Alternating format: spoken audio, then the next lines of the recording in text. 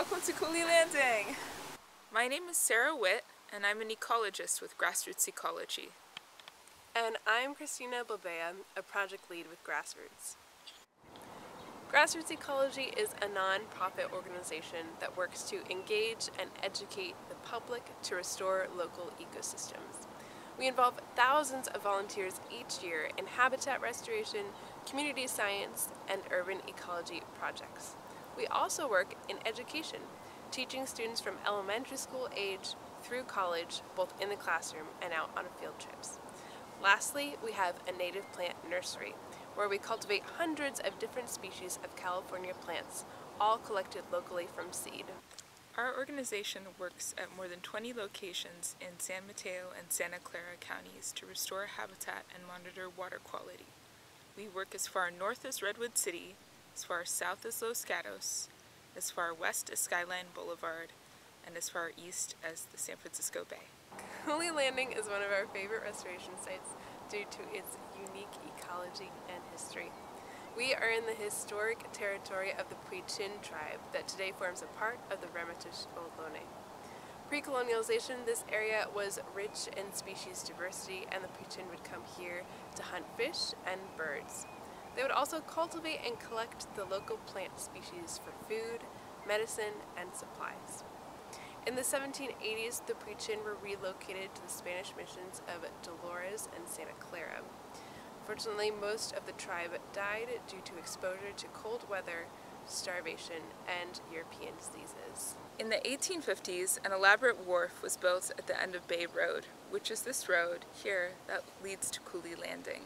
Lester Cooley, the owner of the wharf, used it to ship 40 million bricks from a brick factory on Bay Road to help build the city of San Francisco. Then from 1932 to 1960, Cooley Landing was San Mateo County's dump. Trash was dumped and burned further and further into the bay until it formed the peninsula that we see here today. Right now, I'm actually standing on about 18 feet of trash. After the dump closed, the land was bought and converted into the Palo Alto Boat Works, which is why you see this man-made wharf and docking facility behind me. Then, in the early 1980s, Mid-Peninsula Regional Open Space District bought the majority of land. Finally, in the late 1990s, Peninsula Open Space Trust purchased the rest of the land and gave it to the city of East Palo Alto. East Palo Alto has shouldered more environmental burdens than the majority of its wealthier and whiter neighboring towns. It has less access to open space, and East Palo Alto was also once home to the hazardous toxic waste facility, Ramak. In 2006, a chemical explosion at Ramak covered East Palo Alto, the Baylands, and surrounding communities with volatile organic compounds. A community-driven environmental justice movement led by residents and the activist organization Youth United for Community Action successfully fought for 11 years to shut down Ramak. During that time, and for many years after, they also campaigned to make Cooley Landing into a safe and natural park. Today we continue that legacy by connecting people in the community to the Baylands, by making sure everyone has access to and feels comfortable in the park. One way to feel comfortable out in the Baylands is by getting to know the neighbors. Here you'll find a wide variety of species, including black-tailed jackrabbits, western pygmy blue butterflies, Anas swallowtail butterflies, ground squirrels, leopard sharks, and western yellow-bellied racers. We also have two endangered species. One is the salt marsh harvest mouse. It's a mouse that's about the size of your thumb and is the only land mammal that can survive on salt water. The other is the Ridgway's rail, a very shy chicken-sized bird that likes to hang out in the high marsh. Here at Cooley Landing, we are at a slightly higher elevation than the marsh in an ecotone called the Marsh Upland Transition Zone. An ecotone is a transition area between two different plant communities. This habitat supports a wide diversity of plants and animals and also acts as a buffer between the marsh and urban areas, which support human-associated predators like dogs and cats, which can threaten local wildlife. Although they are now being recognized as extremely important to humans and wildlife, most transition zones in the Bay Area are either highly degraded or lost. While wetlands are critical to wildlife, they also provide important ecosystem services for humans. Ecosystem services are the direct and indirect contributions of ecosystems to human well-being.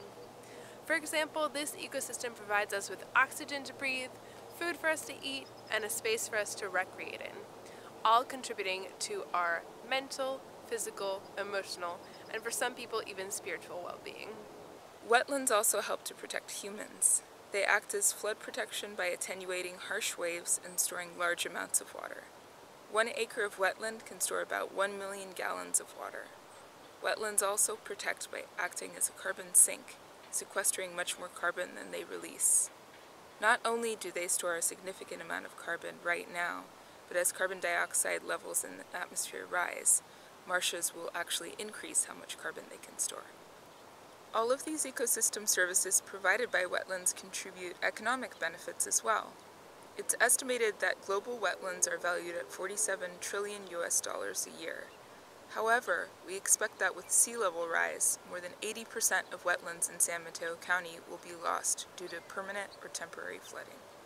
It's important to remember the ecosystem services that wetlands provide as we begin to think about climate change and sea level rise. With a mid-level scenario predicting 3.3 feet of sea level rise in San Mateo County, Cooley Landing will become an island. In fact, large portions of East Palo Alto and around the bay will be underwater. Humans, birds, reptiles, mammals, and insects could all lose their homes. Even communities that are not near the ocean or the bay will experience impacts from sea level rise. Infrastructure, like our wastewater systems, may be negatively affected. When wastewater systems stop working, raw sewage can flow into the bay and even back up into our homes. Sea level rise is expected to affect 63% of wastewater treatment plants in San Mateo County. Sea level rise will also affect our stormwater systems. Stormwater systems are separate from our sewer system, and they manage street runoff from rainfall and excess irrigation. They drain water from our streets directly into creeks and eventually into the bay.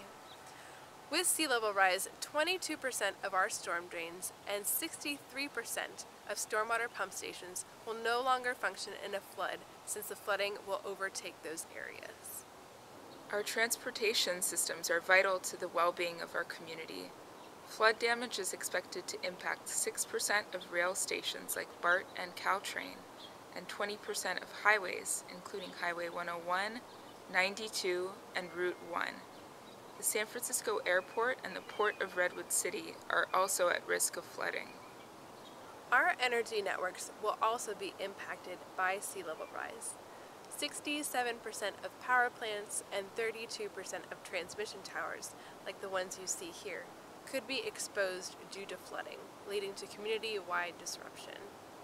Sea level rise is expected to affect 13% of schools, 13% of emergency medical facilities, and 12% of emergency shelters. These essential services promote our ability to work, protect our mental and physical health, and protect our communities. However, we can take action right now to help mitigate these effects and prepare for a safer and healthier future. As an individual, you can take steps to learn more about climate change, reduce your carbon footprint, and figure out how you will vote. As a community member, you can take part in city and county efforts to prepare for sea level rise, spread awareness, and advocate for ecological changes at your school. And as a part of the greater ecological community, you can help to augment and protect nature-based solutions. In the next video, we'll learn about how nature-based solutions are imperative in the fight against climate change and how you can help